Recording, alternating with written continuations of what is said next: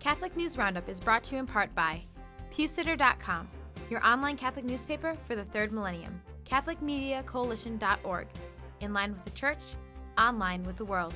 And TheAmericanCatholic.com, politics and culture from a Catholic perspective.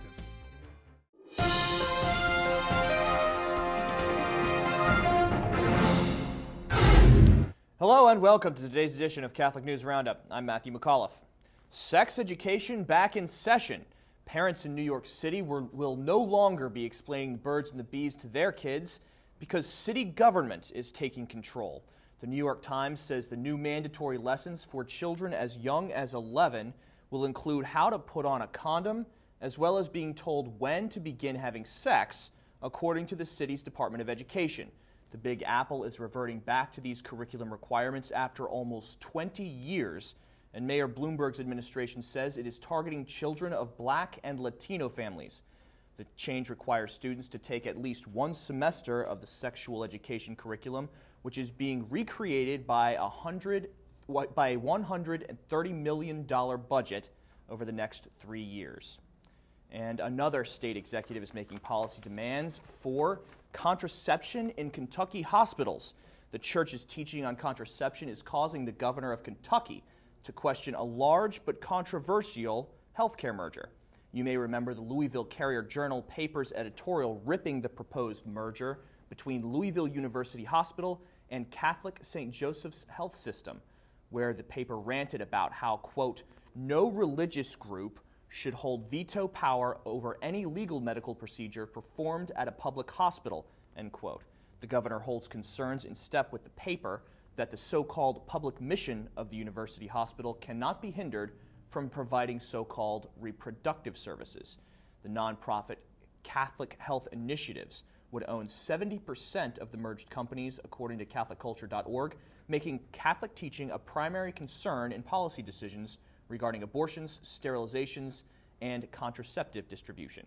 You can read both articles on our resource page by clicking the link right over here. Meanwhile, Catholic Health Initiatives faces other troubles with Abortionist on staff.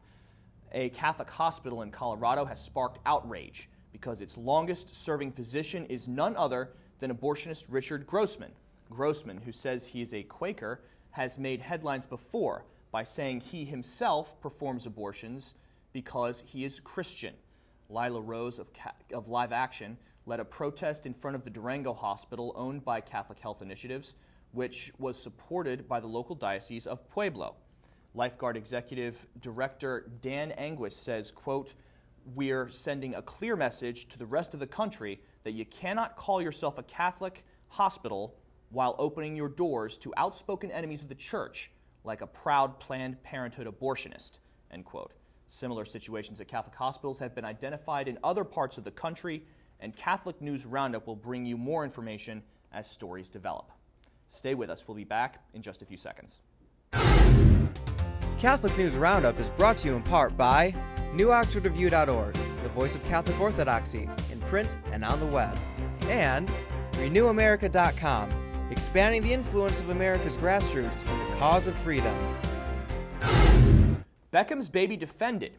A population expert from the London School of Economics is calling out critics in the United Kingdom for condemning the Beckhams as bad examples after the birth of their baby girl. You may remember the uproar of population-controlled doomsayers in Parliament and the media condemning soccer player David Beckham and his wife for having a fourth child. However, the Catholic News Agency reports Dr. Dermot Grenham calls the new child a benefit to humanity, saying, quote, birth rates in richer countries are already below replacement level, which means that sooner or later there will be a dwindling number of workers to support the elderly. What sort of society will that leave to our children? End quote. The good doctor actually commended the Beckhams for having another child in a world facing a population crisis with dangerously low population levels. You can read more about what Dr. Grenham has to say on the subject on our resource page by clicking the link right outside the screen. Sesame Street Sodomites? Now that same-sex marriage is legal in New York, homosexual activists are calling for Bert and Ernie to tie the knot. A social change organization, change.org, has started a petition to get Sesame Street's creators to hold a marriage ceremony for the characters in a so-called tasteful way. Blaze.com says even liberals and homosexual activists think it's a bad idea, and Sesame Street even reiterates the two are, quote, gender neutral. Reporters on Blaze.com also posed this question, quote, is nothing innocent or sacred, even children's show characters, end quote.